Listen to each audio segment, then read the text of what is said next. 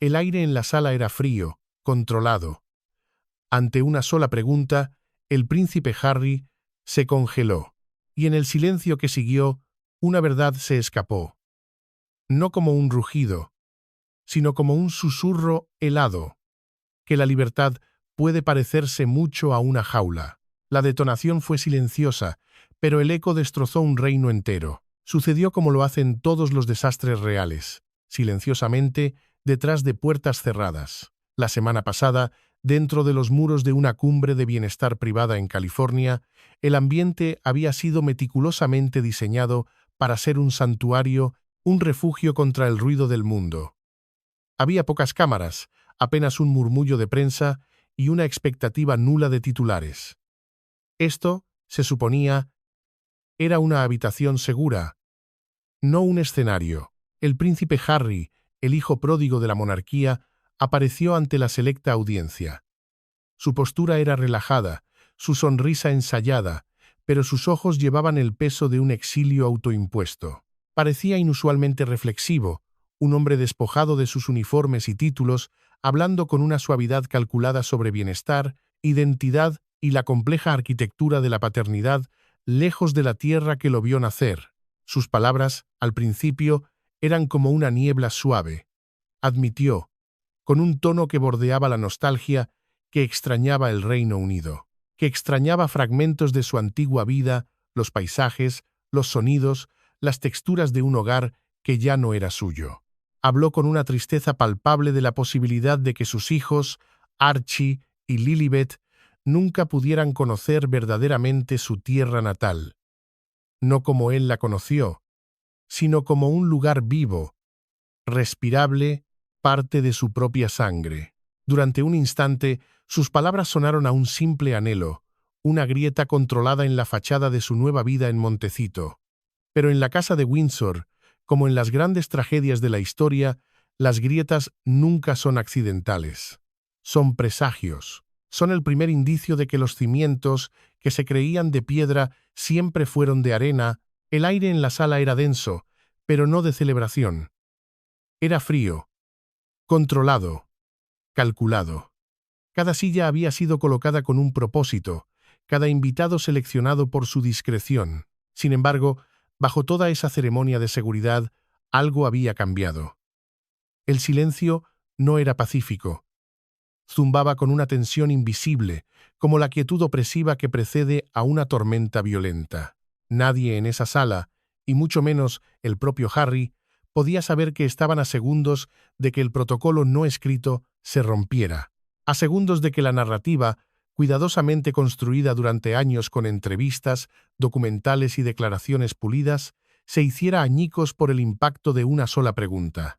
El cuento de hadas de Montecito, esa fortaleza de libertad y nuevos comienzos, estaba a punto de enfrentar su primer y más devastador terremoto. Un temblor que no emanaba de los tabloides de Fleet Street ni de los pasillos susurrantes del Palacio de Buckingham, sino del corazón mismo del hombre que lo había sacrificado todo para construirlo. La calma era una ilusión, la quietud una mentira, la tormenta, silenciosa pero inevitable, estaba a punto de tocar tierra. Fue entonces cuando una pregunta, aparentemente inofensiva, cortó la calma cuidadosamente orquestada con la precisión de un bisturí. Un moderador, con la inocencia de quien no comprende las reglas no escritas del exilio real, del protocolo Windsor que trasciende fronteras, le preguntó a Harry si alguna vez había sentido que se había perdido a sí mismo en el amor.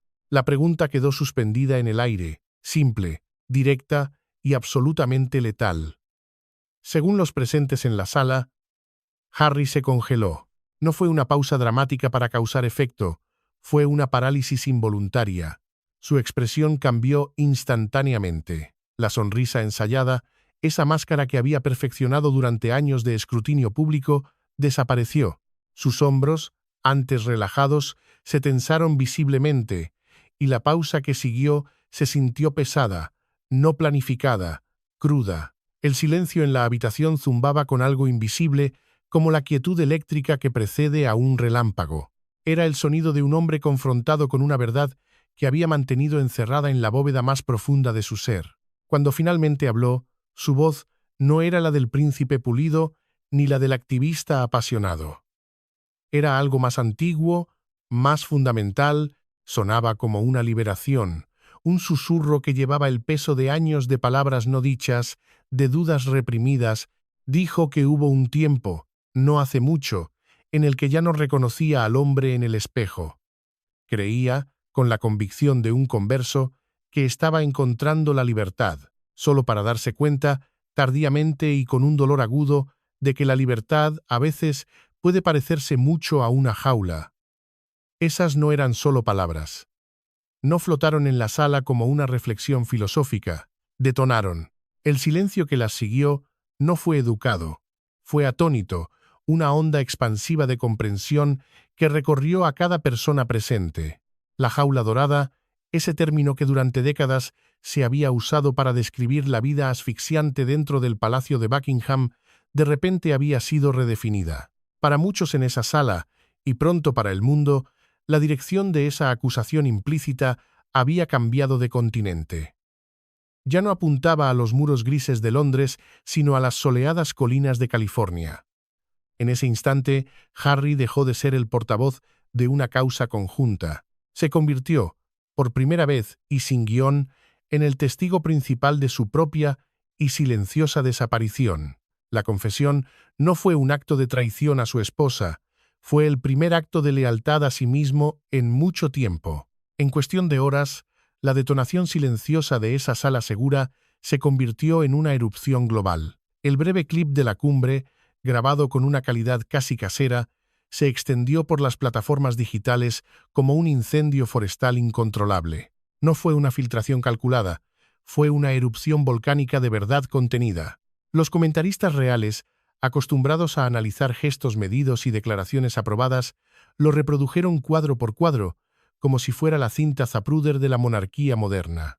Los analistas del lenguaje corporal diseccionaron su tono, su postura contraída, la microexpresión de dolor que cruzó su rostro justo antes de que las palabras salieran de su boca. Los psicólogos en línea debatieron el significado clínico de su confesión, hablando de disociación y ruptura de identidad. Pero los observadores reales, esos cronistas de la Casa de Windsor, no dudaron ni un segundo. Esto no era un desliz. Era un grito de auxilio encapsulado en una metáfora. Detrás de los muros del palacio y de las puertas doradas de Montecito, las fuentes son unánimes. Este momento no surgió de la nada. Fue la consecuencia inevitable de meses, incluso años, de una presión silenciosa acumulándose sin una sola discusión dramática a la vista del público. Los conocedores del círculo íntimo de los Sussex describen una lenta y dolorosa comprensión que se ha estado formando en la mente de Harry, pieza por pieza, como un rompecabezas que finalmente revela una imagen que él nunca quiso ver. Durante el colapso de sus ambiciones en Netflix y la cancelación de su acuerdo con Spotify, esas grietas, antes finas como un cabello, comenzaron a ensancharse. Meghan, impulsada por una energía inagotable, avanzaba. Más proyectos, más exposición mediática, más control férreo de la historia que se contaba sobre ellos. Harry, mientras tanto, anhelaba lo contrario con una desesperación creciente. Paz, silencio, un espacio para respirar lejos del incesante resplandor de las cámaras. Una fuente cercana, hablando bajo condición de anonimato, lo dijo sin rodeos. Está agotado. Cansado de ser el portavoz, el escudo humano, el símbolo perpetuo, cansado de ser el hombre que siempre, sin excepción, está de acuerdo. La maquinaria de Internet, implacable y sin memoria, había etiquetado el momento como el desliz de la verdad de Harry, y por una vez el apodo era exacto. Las palabras se sintieron sin guardia, no elaboradas en una sala de juntas de relaciones públicas, no aprobadas por un comité de asesores. Eran crudas, eran reales, y la verdad, una vez liberada de su prisión, se negó obstinadamente a ser borrada. El eco digital de su confesión era ahora más fuerte que cualquier intento de silenciarlo. Dentro de la opulenta mansión de Montecito, la atmósfera serena se transformó en puro caos. Según fuentes cercanas al círculo íntimo, Meghan Markle entró en modo de crisis en el instante preciso en que el clip de Harry se volvió viral. No hubo vacilación, no hubo reflexión. Hubo una reacción inmediata, casi instintiva. Los teléfonos comenzaron a sonar sin pausa, una cacofonía digital de pánico. Los asesores y publicistas se apresuraron, convocados a una guerra de información que no habían previsto. Se dispararon mensajes encriptados en todas direcciones, buscando controlar una narrativa que ya se había liberado. Una fuente describió a Meghan caminando descalza sobre los fríos pisos de mármol de la mansión, con el teléfono pegado a la mano como si fuera un arma, la voz elevada, las instrucciones rápidas, precisas y afiladas como el cristal. «Bájenlo, llamen a todos los contactos, detengan esto ahora». Pero ya no había nada que detener. Esas palabras, la libertad puede parecerse a una jaula, ya estaban ahí fuera, grabadas a fuego en la memoria colectiva e imborrable de Internet. Ninguna retractación podría borrarlas. Ninguna aclaración cuidadosamente elaborada podría suavizar su impacto. Ninguna declaración conjunta, por muy unida que pareciera, podría volver a meter al genio en la botella. Y en ese momento de impotencia, algo fundamental cambió en la dinámica de poder de la casa Sussex. El problema ya no era lo que Harry había dicho, sino la aterradora constatación de que lo había dicho, sin permiso, sin guión, sin aprobación. La prioridad, según múltiples fuentes, cambió instantáneamente. El enfoque ya no estaba en reparar lo que se estaba rompiendo entre dos personas, entre un esposo y una esposa. Se centró, con una urgencia clínica, en proteger lo que se había construido meticulosamente a su alrededor. La marca, la imagen pública, la historia de víctimas y supervivientes que se había convertido en su moneda de cambio. Porque esta nueva versión de Harry, la versión honesta, la reflexiva, el hombre que hablaba sin el filtro de su esposa, no solo era emocionalmente arriesgada para su matrimonio, era estratégicamente peligrosa para su imperio. Un informante de Hollywood, familiarizado con la maquinaria de la marca Sussex, lo dijo sin rodeos. Si Harry sigue hablando así, la ilusión se derrumba, y una vez que esa ilusión se agrieta, es imposible de reconstruir. Ese era el miedo, el pánico silencioso que impulsaba cada llamada, cada correo electrónico, cada estrategia desesperada tras bambalinas. La protección de la marca ahora primaba sobre la protección del hombre. Fuentes internas afirman que Meghan Markle confrontó a Harry en el preciso momento en que él cruzó el umbral de su casa. Al regresar de la cumbre, no hubo un acercamiento suave, ni un lenguaje cuidadoso para tantear el terreno. Lo que siguió no fue un desacuerdo de pareja o una discusión tensa. Fue, según todos los informes, una de las confrontaciones más explosivas y fundamentales que jamás habían tenido.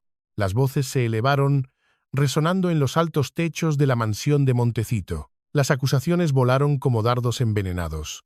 Meghan, supuestamente, le gritó a Harry que la había traicionado de la manera más profunda y pública posible. Le dijo que sus palabras, pronunciadas con una honestidad tan descuidada, la habían hecho parecer manipuladora, calculadora y fríamente insensible ante los ojos del mundo. Lo acusó, con la furia de una estratega cuya obra maestra acababa de ser vandalizada, de entregarle a los tabloides británicos, a sus enemigos jurados, exactamente el arma que siempre habían anhelado. Lo acusó de convertirla, de nuevo, en la villana de una historia que ella había invertido años en proteger y reescribir.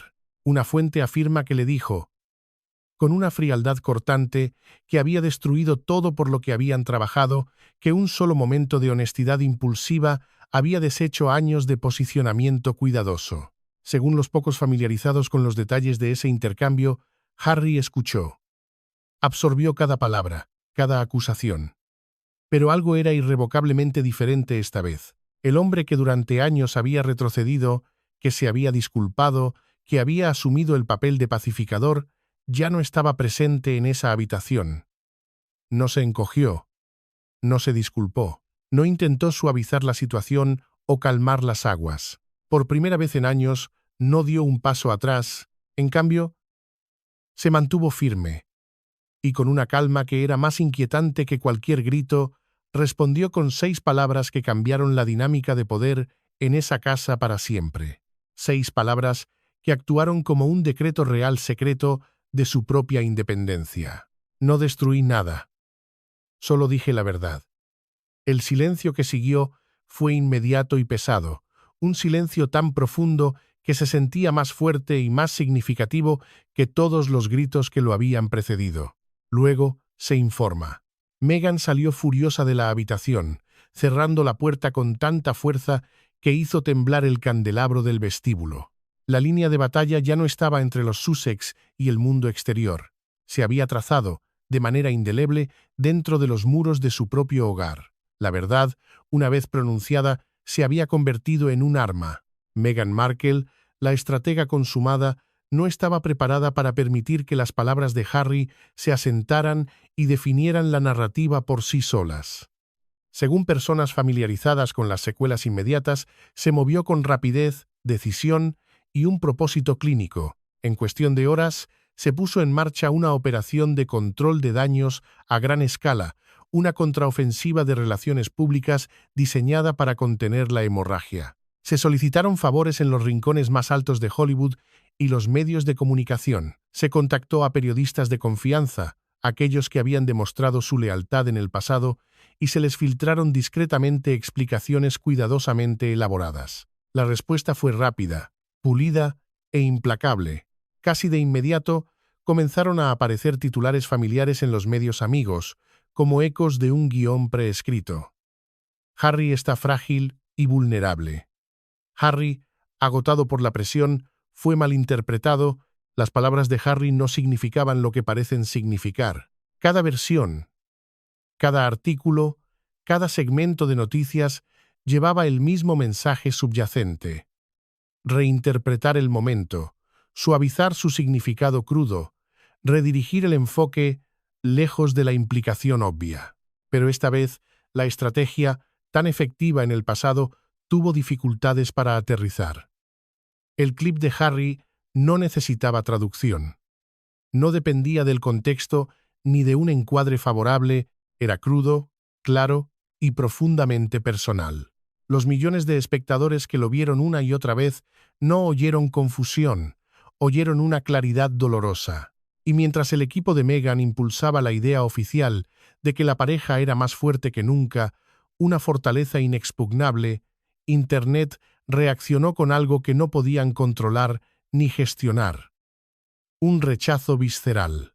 Las secciones de comentarios de blogs, foros y redes sociales se llenaron a un ritmo que ningún publicista en el mundo podía gestionar, repitiendo las mismas conclusiones contundentes y brutales.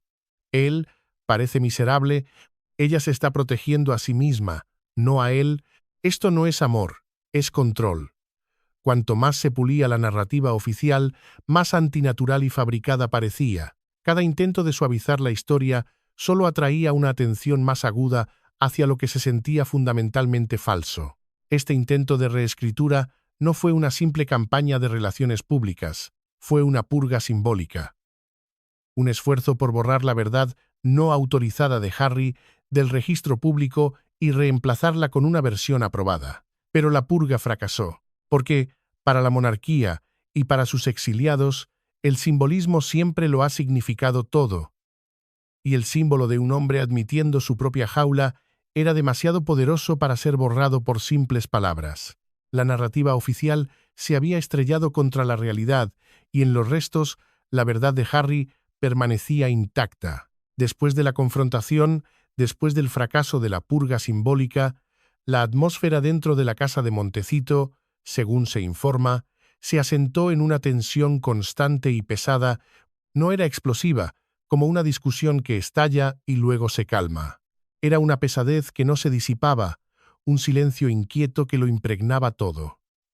Harry, el hombre que una vez fue conocido como la presencia más ruidosa y enérgica en cualquier habitación, ha cambiado. Sus amigos, los pocos que aún mantienen un contacto esporádico, dicen que el cambio es imposible de ignorar. No está enojado, no es dramático, es silencioso, retraído, pensativo de una manera que se siente nueva extraña y profundamente inquietante para aquellos que lo conocieron antes de California. Ese silencio, creen los que le son cercanos, puede ser el desarrollo más peligroso de todos, porque la ira se quema y se consume a sí misma. El silencio, en cambio, señala reflexión, y una vez que alguien comienza a despertar de verdad, rara vez vuelve a dormir. Aquellos que todavía tienen acceso a él, un círculo cada vez más reducido, describen largos períodos de soledad. Harry pasa las tardes solo, deambulando por los cuidados jardines de su propiedad a altas horas de la noche, cuando la casa finalmente está en silencio. Se le ha visto sentado inmóvil junto a la chimenea, sin leer, sin mirar su teléfono, simplemente mirando a la nada, como si estuviera repasando mentalmente años de decisiones que una vez creyó firmes e inamovibles. No hay arrebatos, no hay escenas públicas, solo una distancia creciente y palpable. Y la distancia, en una estructura tan dependiente de la unidad de imagen como la de los Sussex, tiene un peso inmenso. No es un hombre que se está desmoronando en una espiral de depresión, es un hombre que está reevaluando su vida desde los cimientos. Y la reevaluación, por su propia naturaleza, amenaza los sistemas construidos sobre la consistencia, la lealtad incuestionable y el control. Mientras tanto, la maquinaria mediática controlada por su equipo continúa avanzando, intentando redirigir la atención. Pero el público no avanza. Si acaso, están observando más de cerca, escuchando no solo lo que Harry dice a continuación, sino, lo que es más importante, lo que no dice. Porque algo fundamental ha cambiado bajo la superficie. No de forma ruidosa, no de forma violenta, pero lo suficiente como para sentirse. Y a medida que el silencio en torno a Harry se hace más profundo y deliberado, aquellos más cercanos a la situación entienden el verdadero riesgo, no el de otro momento viral, sino el de un hombre que se da cuenta en silencio de que la vida que está viviendo ya no se siente como la suya, y esa comprensión, una vez formada por completo, rara vez permanece contenida para siempre. Es un voto susurrado de silencio, una reflexión que se ha convertido en su propio acto de rebelión. Según personas cercanas al príncipe Harry, un cambio sutil pero profundamente revelador se ha estado desarrollando silenciosamente tras bambalinas, lejos del alcance de las cámaras y los publicistas. En las últimas semanas, ha dejado de devolver las llamadas de varios de los contactos más influyentes de Meghan Markle en Hollywood. Productores, agentes, ejecutivos de estudios, personas que una vez formaron la columna vertebral de su nuevo mundo social en California. Las invitaciones a eventos glamorosos quedan sin respuesta. Los mensajes de texto se sientan en su teléfono, leídos pero ignorados. El círculo brillante y cuidadosamente seleccionado que una vez definió su nueva vida se ha desvanecido lentamente en el fondo. Y las fuentes internas son claras en un punto. Esta distancia no es accidental ni producto del agotamiento. Es deliberada, es estratégica. Una fuente describió la revelación que desencadenó este cambio como repentina y abrumadora, una epifanía dolorosa. Harry finalmente vio, con una claridad que lo sacudió, cuán profundamente aislado se había vuelto, sin su familia cerca, ni siquiera para las tensas formalidades. Sin sus amigos de la infancia pasando a tomar una cerveza, sin las voces familiares y sin adornos que lo habían anclado a la realidad durante toda su vida. Durante años, las personas que lo conocieron antes de los títulos, antes del trauma insoportable de la muerte de su madre, antes de que cada uno de sus movimientos fuera capturado por las cámaras, habían desaparecido por completo de su rutina diaria. En su lugar, se encontraba un mundo cuidadosamente curado de productores de Hollywood, estrategas de marca y escaladores sociales, todos orbitando una única y central influencia. Según aquellos que lo conocen, Harry finalmente se dio cuenta de que la única voz consistente que había estado moldeando sus decisiones durante mucho tiempo no había sido la suya. Fue entonces cuando Harry hizo algo que casi nadie en su nuevo círculo vio venir.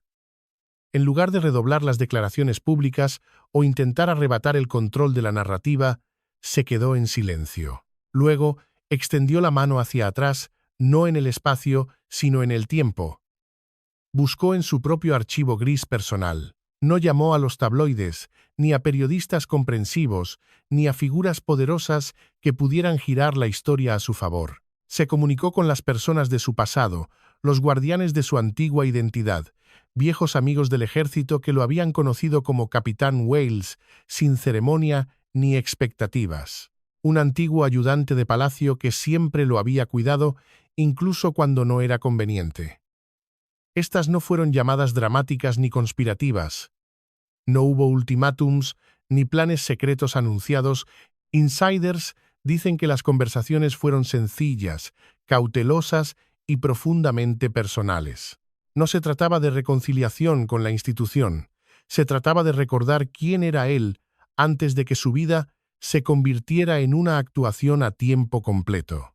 Al mismo tiempo que Harry se replegaba hacia su pasado, buscando anclas en un mar de incertidumbre, aquellos cercanos a Meghan Markle dicen que ella comenzaba a desmoronarse, no de forma dramática o pública, sino de la manera en que las estructuras de poder se desintegran.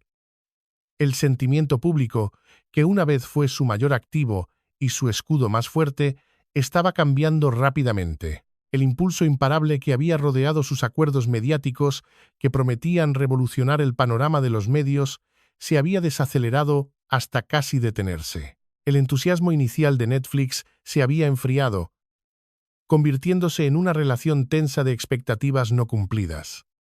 Spotify ya se había ido, una herida pública y costosa. Las invitaciones a las galas más exclusivas, las que antes llegaban sin esfuerzo, comenzaron a secarse, y la única certeza que ella creía inquebrantable, la lealtad absoluta e incuestionable de Harry, ya no se sentía segura. Era una fortaleza que se resquebrajaba. Fuentes internas dicen que esta creciente incertidumbre desencadenó lo que describen como una contraofensiva desesperada. Meghan comenzó a planear un brillante y costoso reportaje de revista de alto perfil, destinado a restablecer la narrativa una vez más.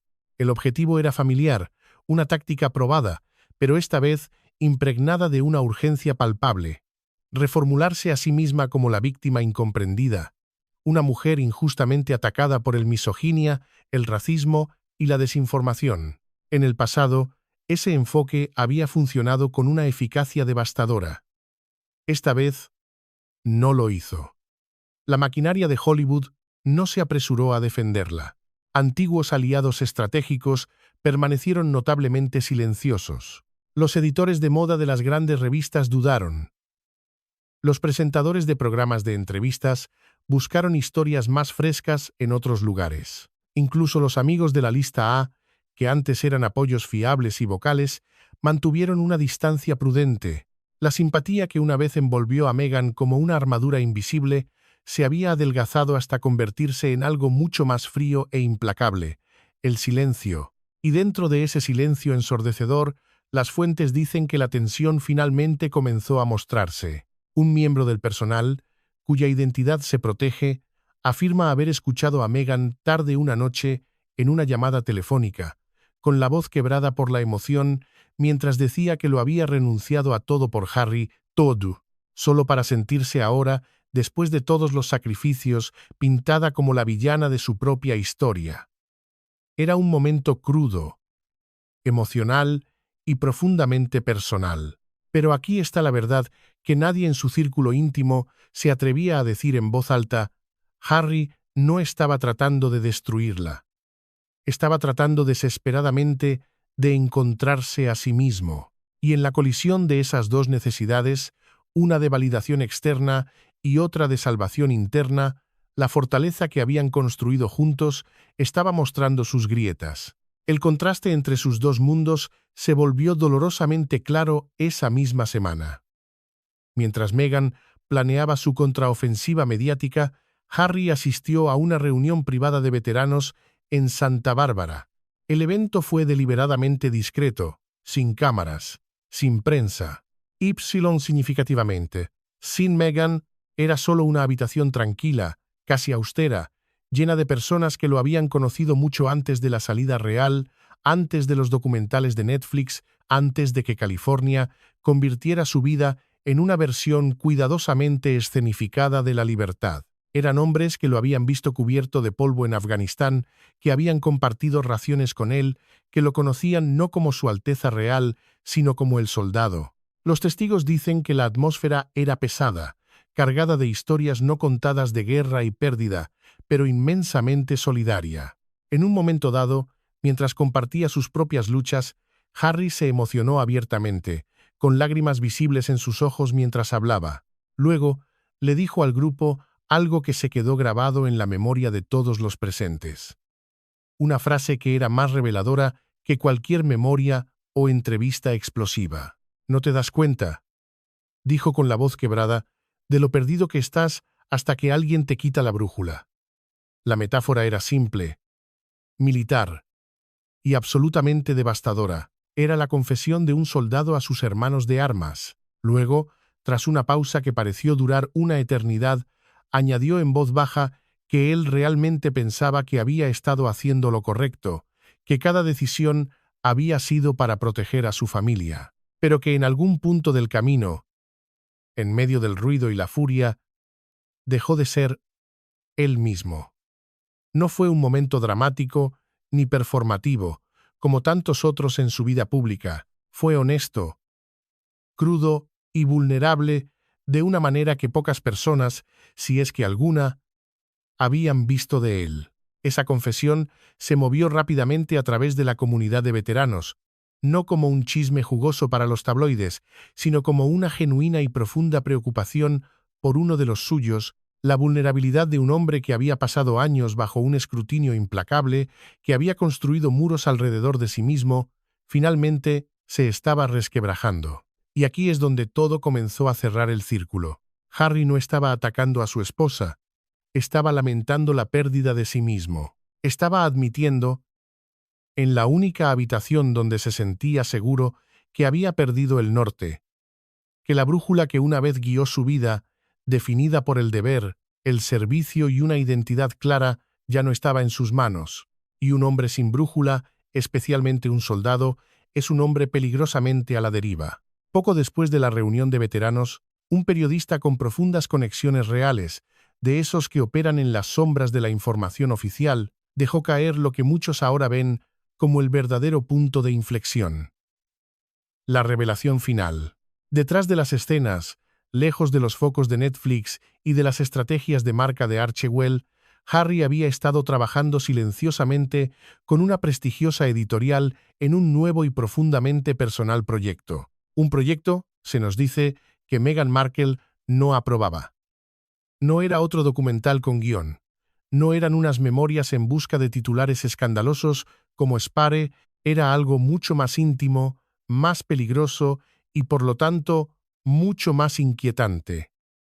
Una obra cruda, casi académica, centrada exclusivamente en la erosión de su identidad, no en su narrativa compartida. Este era el documento secreto definitivo, la revelación que podría trastocar no la línea de sucesión al trono, sino la línea de la verdad que ellos mismos habían construido.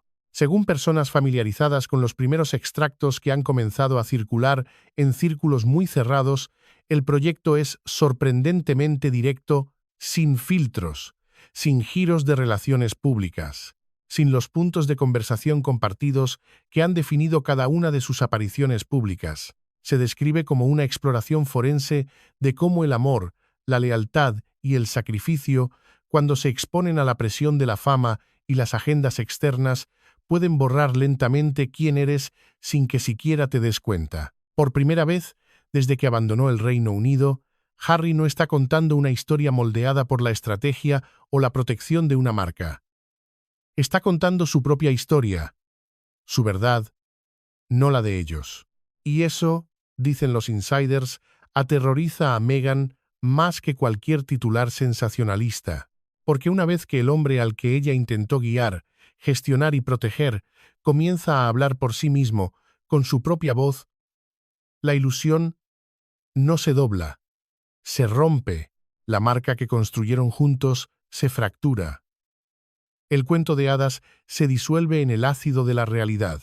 A medida que Harry se vuelve más silencioso en público, pero más deliberado en privado, más resuelto en su misión de autorrecuperación, aquellos que observan de cerca pueden sentir cómo la tensión se acumula, construyéndose hacia un momento inevitable en el que él ya no intentará mantener unida la fachada en absoluto. El manuscrito, que algunos ya apodan el manuscrito de Kensington, en un eco deliberado de la residencia de su madre, no es un libro de quejas, es un acto de recuperación, un intento de encontrar al príncipe en el hombre y al hombre en el príncipe, que se perdieron en el camino, y ese proyecto, una vez que vea la luz, lo cambiará todo. El contenido del manuscrito secreto, según susurros que viajan desde los círculos editoriales de Londres hasta los pasillos de Westminster, no es simplemente una memoria, sino una disección.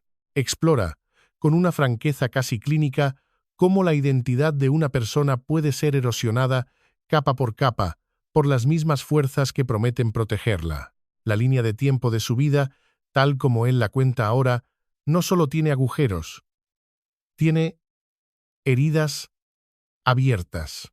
Y en el corazón de esas heridas se encuentra una figura central, un fantasma que nunca ha dejado de acechar los pasillos de la casa de Windsor, su madre, Diana, la princesa de Gales. El proyecto, nos dicen, es un eco directo y consciente de las cintas secretas que Diana grabó y entregó clandestinamente a Andrew Morton para su libro Diana, Her True Story. Aquellas cintas fueron su propia confesión, su propio acto de rebelión para romper la fachada brillante y falsa del cuento de hadas. Ahora, su hijo está haciendo lo mismo. Harry no solo está reescribiendo su propia historia, está reclamando la de su madre, dándole una voz a través de su propia experiencia, la única mujer a la que la institución pasó su vida tratando de silenciar y finalmente de dejar atrás, acababa de regresar. No en los titulares de los tabloides, no como un recuerdo lejano, sino en sangre. En la sangre de su hijo. Los extractos filtrados revelan una verdad incómoda y poderosa, que la jaula dorada de la que escapó en el Reino Unido fue simplemente reemplazada por otra. Una jaula más moderna y soleada, pero una jaula al fin y al cabo. Una construida con los barrotes invisibles de los contratos de Netflix, las expectativas de Hollywood y la incesante demanda de actuar un papel de libertad que nunca se sintió completamente real. Porque, como su madre aprendió de la manera más cruel, la visibilidad no siempre es poder.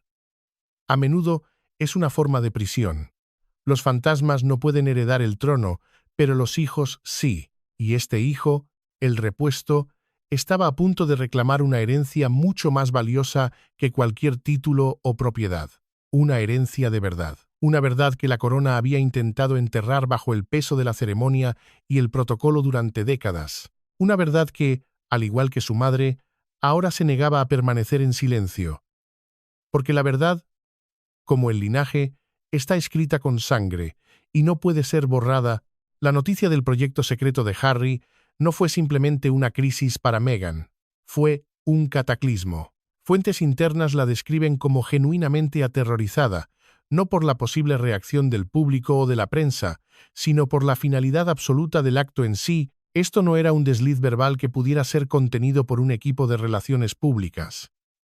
No era una cita sacada de contexto. Era una declaración de independencia, un acto soberano de un hombre que reclamaba su propia narrativa. Con este manuscrito, Harry ya no era un socio igualitario en la marca Sussex. Se estaba convirtiendo, lenta pero inexorablemente, en su principal y más creíble testigo.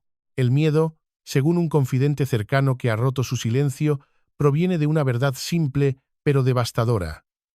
El Harry, que el mundo está a punto de conocer a través de sus propias palabras, es el Harry que ella conoció en privado, pero que trabajó incansablemente para remodelar y presentar en público. La narrativa que ella había gestionado con una precisión casi perfecta, esa historia de dos contra el mundo, donde ella era la víctima principal, y él, el valiente salvador que la rescató de la Torre de Marfil, estaba a punto de ser desafiada, no por un tabloide, sino por el propio Salvador. Se enfrenta a la posibilidad muy real de que el mundo vea que, en el proceso de salvarla a ella, él siente que se perdió irrevocablemente a sí mismo. Para una maestra del control narrativo, esta es la máxima traición. Es el insulto final, no a la corona que dejaron atrás, sino a la narrativa que ella misma construyó con tanto cuidado. Ladrillo por ladrillo. El hombre, en el centro de su historia, la pieza clave de su elaborado juego, ya no estaba aceptando interpretar su papel asignado. El pasado, el verdadero pasado de Harry, había regresado no como un recuerdo borroso, sino como una orden de comparecencia. Para Meghan, que ha basado toda su identidad post-real en ser la arquitecta de su propio destino y del de su marido, la pérdida de control es la pérdida de todo. El miedo no es a la verdad de Harry, sino al poder de esa verdad. Una verdad que podría desmantelar la imagen pública que ha costado millones construir y años perfeccionar. Una verdad que amenaza con revelar que la usurpadora de la narrativa no fue Camilla Parker Bowles en los años 90, sino quizás, a los ojos de Harry, ella misma en la era moderna. El control se había perdido, y esta vez parece que es para siempre. El miedo de la usurpadora de historias es ver cómo su protagonista finalmente decide escribir su propio final.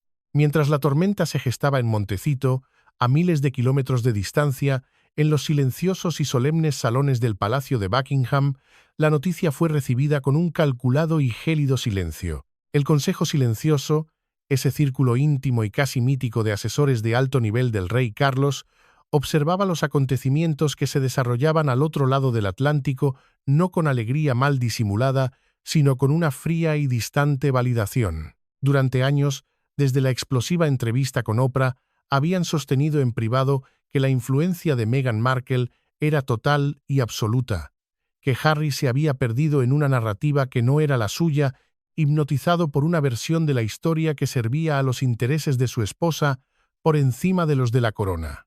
Ahora veían su sombría tesis confirmarse en tiempo real, no a través de sus propios informantes, sino a través de las propias palabras no ensayadas del príncipe. No hubo declaraciones públicas, por supuesto, ni una palabra de condena o de apoyo. La maquinaria del palacio permaneció inmóvil, una bestia dormida. Solo una vigilancia atenta, casi forense, de cada nuevo desarrollo. Para ellos, los guardianes de la institución, esto ya no era una simple y sucia disputa familiar que se ventilaba en público. Se había convertido en una cuestión de protocolo de la corona, una cuestión de legado, el posible regreso de Harry a una identidad más reconociblemente Windsor, aunque fuera a través de una confesión pública dolorosa y humillante, se veía en los pasillos del poder como una corrección inevitable de la historia, como el reajuste de un hueso roto que había sanado mal. Sin embargo, bajo esa superficie de calma institucional, existía un temor subyacente y profundo. ¿Qué otros secretos, qué otras verdades inconvenientes revelaría Harry en su búsqueda de redención personal? ¿Cuán profundo cortaría en su intento de sanar las heridas del pasado, heridas que la monarquía preferiría dejar cicatrizar en la oscuridad? La monarquía, como una entidad viva, se estaba realineando, no por la fuerza de un decreto, sino por el peso de la historia, por el poder innegable de la sangre. Y mientras un príncipe luchaba desesperadamente por recuperar su propia alma en el exilio, una antigua y poderosa institución esperaba, conteniendo la respiración para ver si esa lucha personal terminaría por fortalecerla con el regreso de un hijo pródigo o si la destrozaría para siempre desde dentro con revelaciones que ya no podrían ser contenidas. La mirada desde el otro lado del Atlántico era una de paciencia depredadora a medida que Harry se vuelve más silencioso en público, más deliberado en sus movimientos privados y más resuelto en su misión de autorrecuperación. Aquellos que observan de cerca pueden sentir cómo la tensión se acumula, construyéndose hacia un momento inevitable en el que él ya no intentará mantener unida la fachada en absoluto. La historia ya no es sobre una pareja en desacuerdo o una guerra transatlántica de relaciones públicas. Es sobre la desintegración lenta y dolorosa de un mito. La narrativa que una vez fue vendida al mundo como una épica de amor, escape y liberación, ahora se revela, bajo la dura luz de la verdad no ensayada, como una tragedia de identidad perdida, aislamiento y control silencioso. La monarquía, la institución de la que huyeron, ha sido protegida por ahora. Pero su paz, si es que alguna vez existió, ha sido rota, y en el silencio que sigue a la tormenta, una verdad persiste, dura y fría como el mármol de una tumba. No todas las heridas están destinadas a sanar. La pregunta ya no es si el cuento de hadas de los Sussex sobrevivirá. Esa pregunta se ha vuelto irrelevante. La pregunta ahora es, ¿qué quedará en pie cuando la verdad de Harry, en sus propias palabras, finalmente arrase con todo el escenario? Porque la historia, la verdadera historia, no recuerda quién llevaba la corona o quién renunció a ella. Recuerda quién se la ganó, quién luchó por su propia soberanía, por su propia alma. Puedes enterrar a un príncipe bajo capas de estrategia de marca, puedes silenciar su historia con comunicados de prensa cuidadosamente elaborados, pero cuando la verdad está escrita con sangre, con el eco de una madre perdida y una vida no vivida, no permanece enterrada, se levanta. Y esta vez, finalmente, tiene su propia voz. La corona de los Sussex no está simplemente empañada, está rota, y de sus fragmentos, un hombre, no un príncipe, está tratando de emerger. La profecía final no es sobre la caída de una casa, sino sobre la posible resurrección de un hombre.